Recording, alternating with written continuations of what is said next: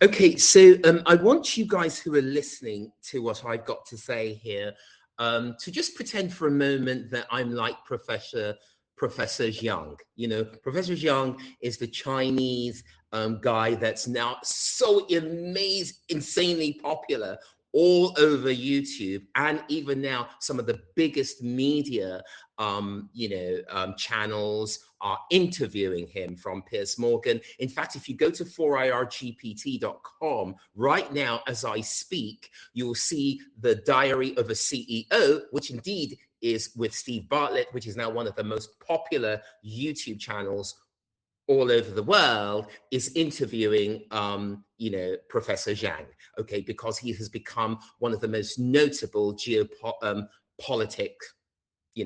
whatever experts, as it were, in terms of everything that's going on in the world at the moment. So I take a page out of his book in the sense to actually try to, because he understands a lot of things, because he's not actually officially a professor, but they call him that.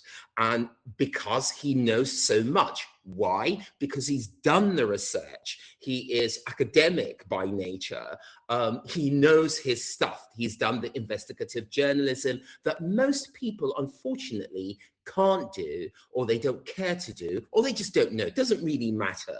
But the whole point here is that you have to have researchers who know all of this stuff. So I'm a bit like that. I'm like one of those researchers who just happened to know all of these things, only partly because where I was born into in the United Kingdom, and again, where I was born, I didn't have any black friends, for instance, until I went to Nigeria, for instance, at 10 years old, 10, 11, whatever. Okay. Do you see what I mean? And then I now saw a side of life and my Africanness that I never knew about, okay? And it was actually, even though I had, unfortunately, because I lost my mother, there were things that didn't work out for me, but what I was exposed to was amazing. Okay, but what I want to say here is that understand that what I'm sharing with you, you need to go and do your own research to actually go and know and understand what's going on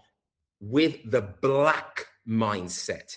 Remember, I started talking about that, why I started blackworld.com back in Web 1.0. When I started blackworld.com, what I realized that this technology of the internet, how it was changing everything, that it was an opportunity to try to build a kind of like BBC type of platform, okay? And we had relative success.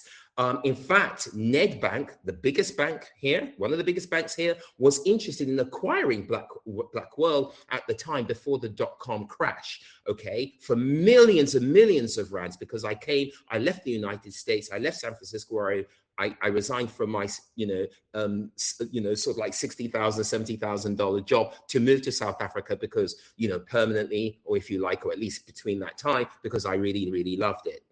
And as I said, Black World did campaigns for all these major, Fortune 500 US companies. Now, there was a whole, let's just say, objective around that. And, again, I might probably bring it back now, because all of the stuff that's going on in the world is really contentious, that I think that as somebody who's heavily involved in AI, I actually think that Black people universally are going to lose massively.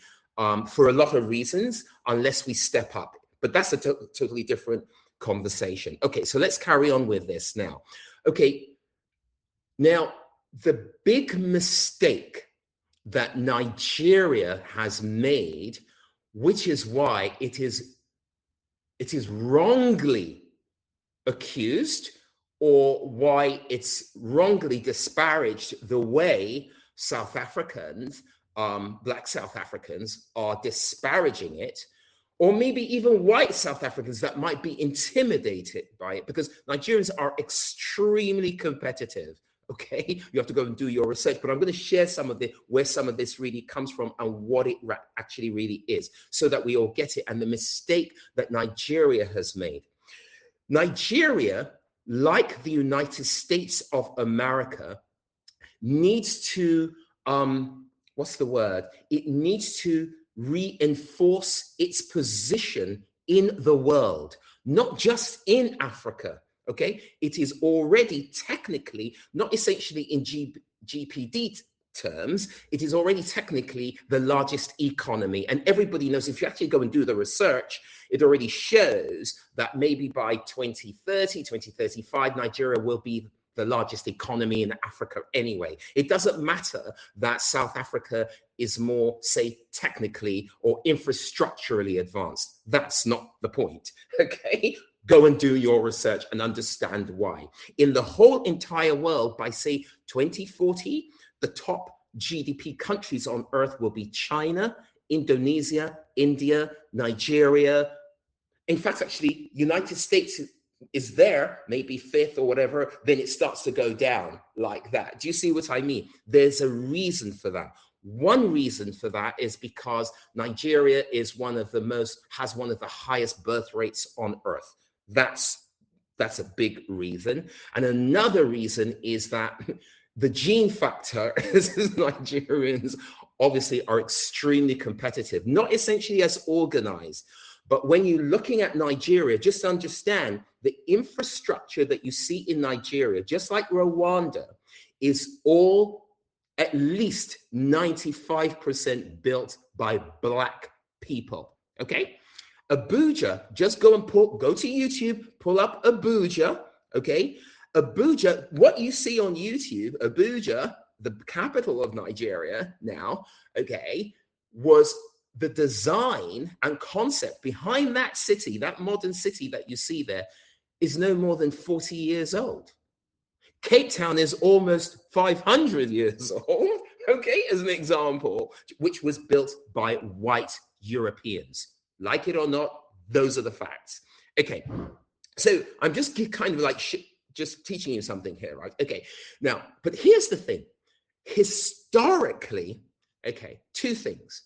One in, I will tell you now that in fact, 1 in every 2 African Americans can trace all their origin back to West Africa. Nigeria is the most populous Black nation on planet Earth.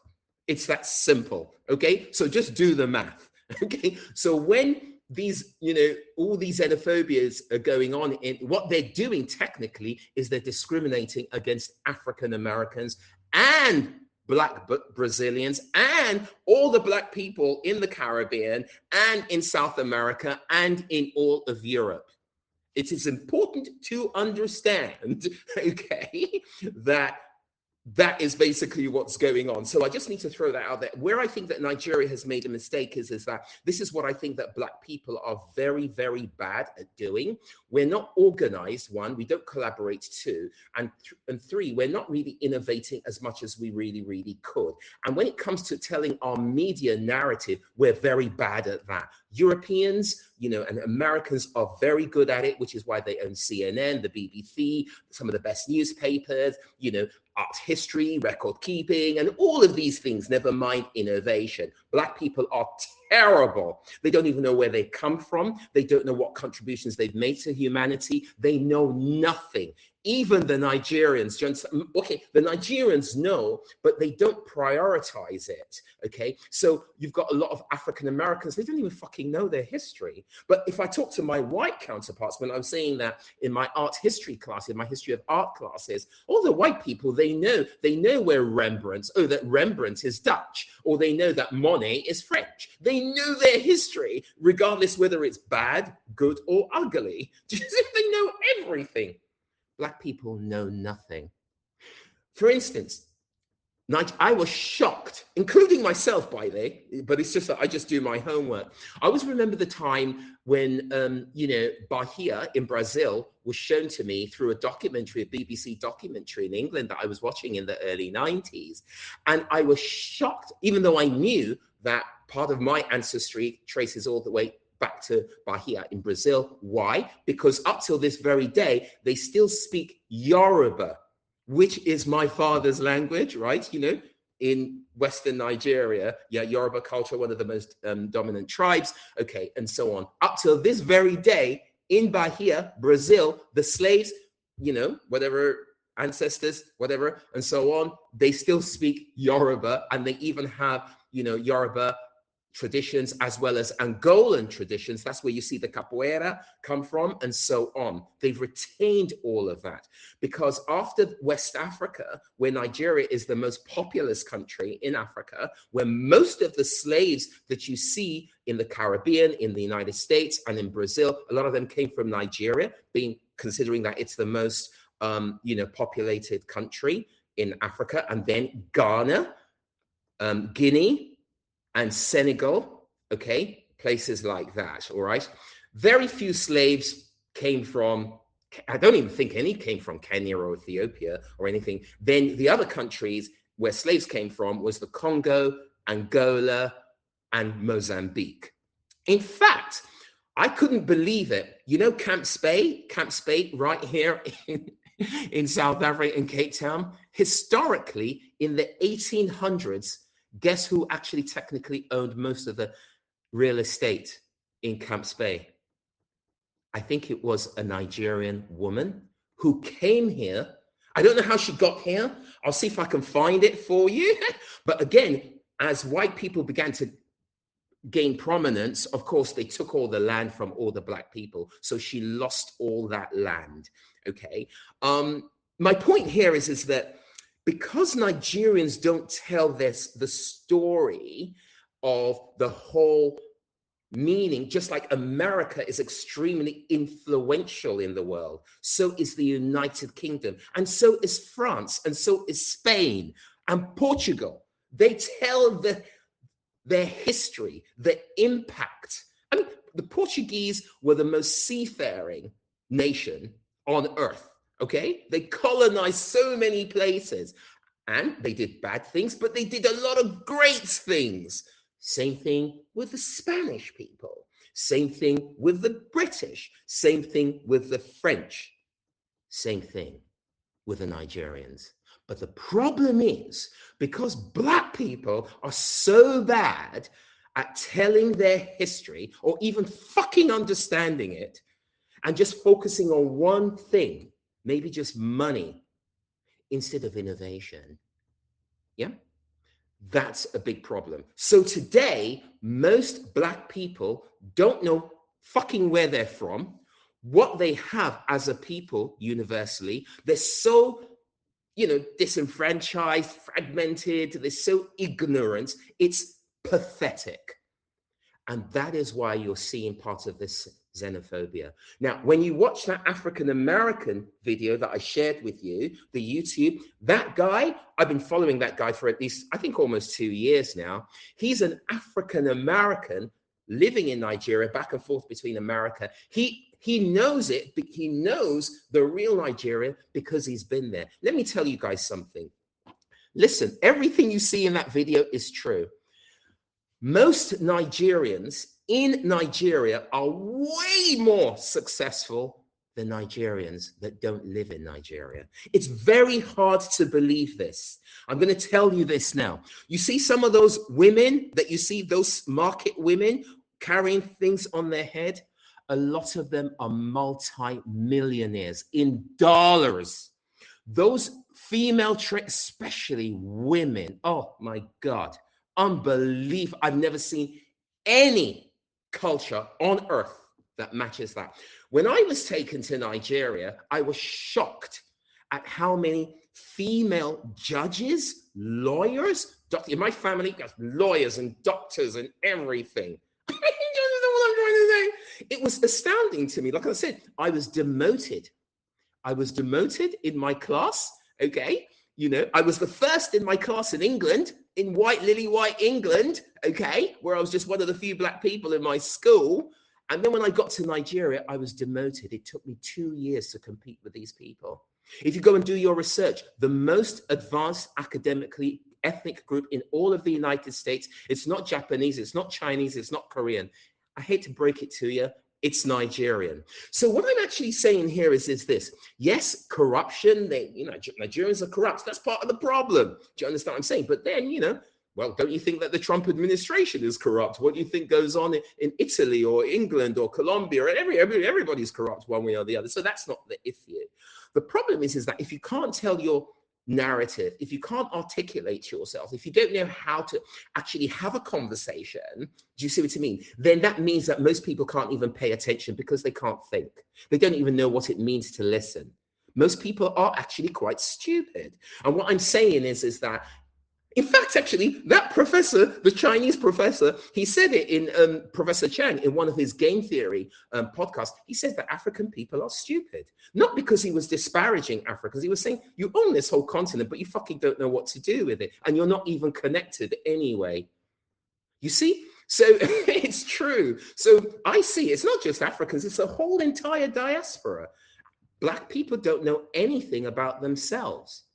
It is time to change that.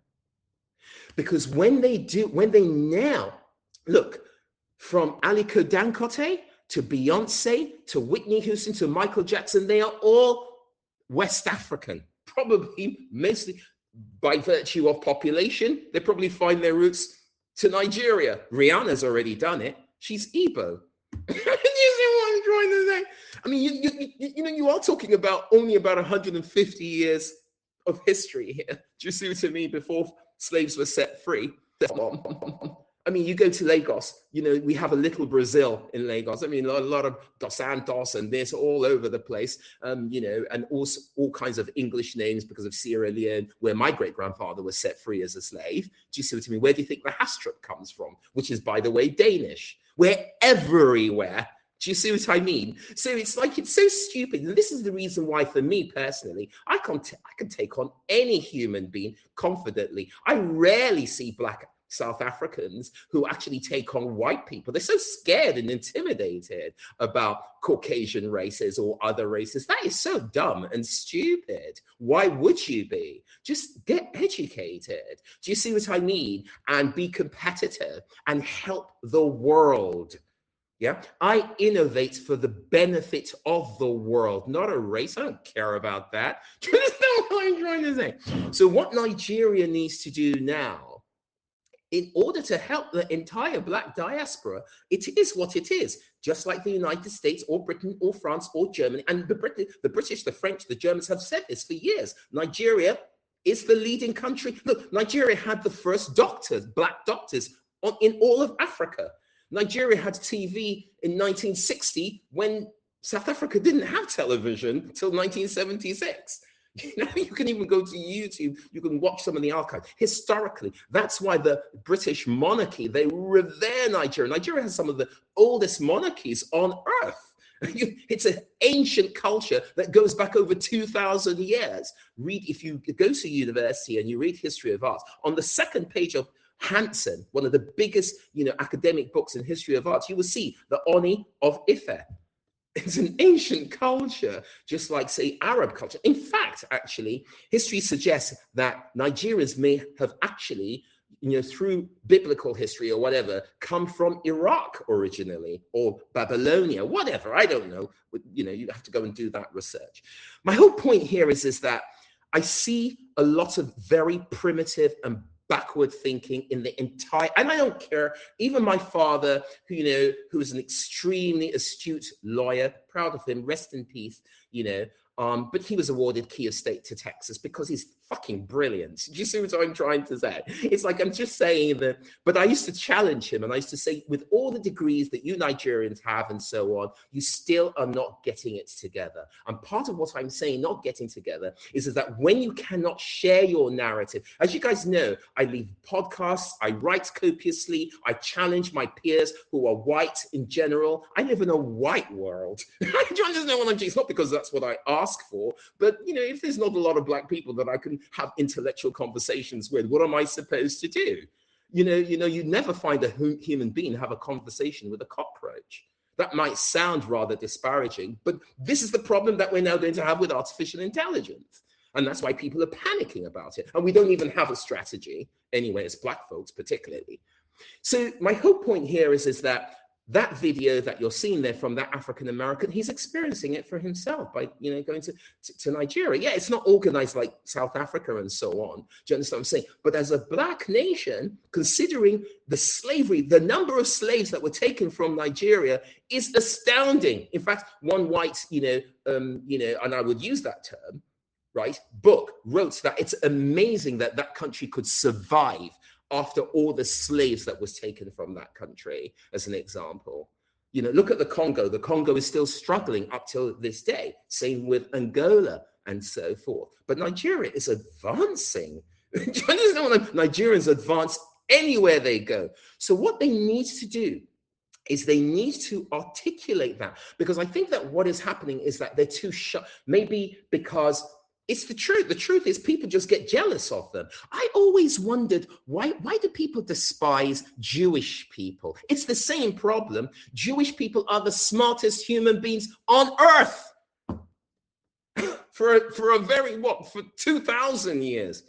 Einstein is Jewish. Spielberg is Jewish. Bloomberg is Jewish. Mark Zuckerberg is Jewish. Would you like me to go on? It is what it is. And there's only 15 million of them. And therefore, the world gets jealous. That's what you're seeing. And maybe that's one of the reasons why Nigerians don't articulate themselves the way they should. But as you can see, it is what it is. Yeah. I mean, the good news is it's not like at least Nigerians aren't going around the world killing people, waging wars. I mean, they don't wait. In fact, Nigeria helped liberate Liberia and Sierra Leone. Nigeria's army is extremely sophisticated. So my whole point here is that I just think that, but one of the mistakes that I see that Nigeria makes is that the Brazilians, a lot of black people in Brazil, which is the majority, they're lost. They don't even fucking have any. I mean, name me a prominent, Brazilian besides Pele that you know of. I'm not saying they're not there, but can't you see? We live in a very competitive world where we have to compete with other races. And if you can't tell your narrative, if you can't show what you're actually good at or what contributions you made towards humanity, how can you even start to collaborate? And now it's a mess. Nigeria sponsored, the movement against apartheid, gave South Africans free education. Yeah, do you know what I'm trying to say? Even made it a mandatory tax in Nigeria in order to support the anti-apartheid movement and so on. But now you have a whole generation of South Africans that don't know about that or don't even care about that because, again, Nigeria has failed miserably to explain its universal narrative along with its other African peers. Rwanda, extremely impressed with what that country is doing. Angola, Botswana, yeah, Kenya, Uganda, and so on. That, my friends, is a big, big problem. I've always said it. African Americans, if you think about it, you will never, ever, ever meet Europeans in America, and by that I mean Caucasian Americans, that are not connected with their Europeanness, okay? And know where things are and how to take opportunity. That's the reason why Europe and America have been historically bonded for 500 years. African Americans and Africans don't even fucking know what time it is. So we're wondering why all of this is now erupting. And I hope I am totally wrong, but I will tell you now, right, from an investment banking perspective, if this xenophobia thing carries on in South Africa, it's the beginning of the end of South Africa. I will even predict that the country might split into three. Okay, I can already see it. I can see how the Western Cape, and I live in the white world. So for me, okay, that's fine. That's what I'm used to. If that's what South Africa wants, if that's what they decide. Because let me tell you something, white South Africans are not going to put up with the bullshit. They're actually going to turn around and say, well, I told you so, that black people can't rule. I can see people, listen, don't believe me, go and just on YouTube put in Robert Hersoff, Rob Hersoff. I kind of think he used to come to Big Street. He came to Big Street. Well, I actually have his email address. He's a multi billionaire, Jewish South African. Listen to what he said. He's more or less telling you in no uncertain terms that it is time for white South Africa to rule again. So, what are you guys going to do about it, right? Now, that might be a good thing because, of course, if you can't manage the economy and you can't think intelligently, then that's a problem. Do you see my point? So whomever can rule maybe should have the right to rule. Do you see what I mean? So I think that all of this stuff that's going on here, if you look at all the nations that have done it, it's worked badly for them. It didn't work out for the Nazis, didn't work out for Britain. You know, recently with Brexit, the economy has more or less collapsed, really. It's just that Britain is an extremely successful economy, okay? So they could probably manage their ways through it. But South Africa, what is it, 50% unemployment or something like that? It's not going to work. The Rand is going to, look, just watch what I'm saying now, right? This goes bad, especially at this geopolitical time. You are going to see the Rand go from 22, look out for 24 to the Rand. That is the support. Yeah, that's correct. That would be what we call the resistance level or the support level in that case, in the reverse. If it crosses 24, it's going to go to 30. It gets to 30, it goes to 50. The Rand will be trashed. See, people don't understand any of these dynamics. I mean, you look at all those videos with all those people carrying spears and whatever. I understand it's their culture, but Americans don't care about that. White Europeans don't care about it. They're going to say, no, I don't want to invest there. Trump is right. Trump is going to take advantage of it. It's going to be a lose. African Americans will stop coming. Nobody's going to want to come to a country like South Africa that's not getting its act together. People will start to divest. That's what will happen. I mean, speaking for myself in terms of what I'm aiming to do and so on, I will now have to start having a rethink as to whether to bring money or capital here. As much as I love it, what would be the point? You see? And don't forget, white people in general are very sophisticated, highly advanced, and they will prioritize what they need to do. And the economy will get trashed. The difference between South Africa and Zimbabwe is most Black Zimbabweans are actually educated people. Unfortunately, you know, and that's even with their education, okay? Look at how their economy got trashed.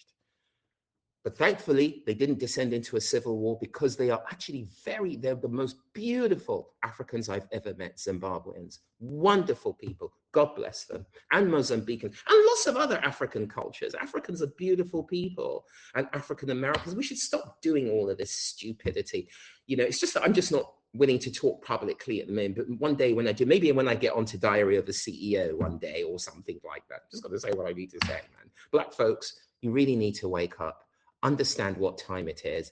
Show who you are collectively as a race. And how did you know, if you actually look very carefully, most of the world is Black. Where do you think that human beings came from? They came from Africa. In Africa, you own everything. And non-Africans, like white people, they look at us and they pity us and they say, they don't even fucking know what to do with themselves. How very sad. And that's all I've got to say. All right. So hopefully you've learned a lot of things in terms, because I think that this is going to get ugly. I'm already seeing that now one of the major networks is now picking up the story. And then before you know it, the BBC, CNN. And then once you see that, oh my God, the Rand is going to take a big hit. It's going to be a big problem. Whether it's been sabotaged from outside of South Africa or within South Africa, it could get very, very ugly. That's my view. That's all I've got to say. But I just wanted to share all of this in order for all of us to have perspective. You don't have to agree with anything I said. I always say to people, just go and do your own investigative journalism and see what you arrive at. Thanks very much indeed for listening. Goodbye from Morpheus Thinks.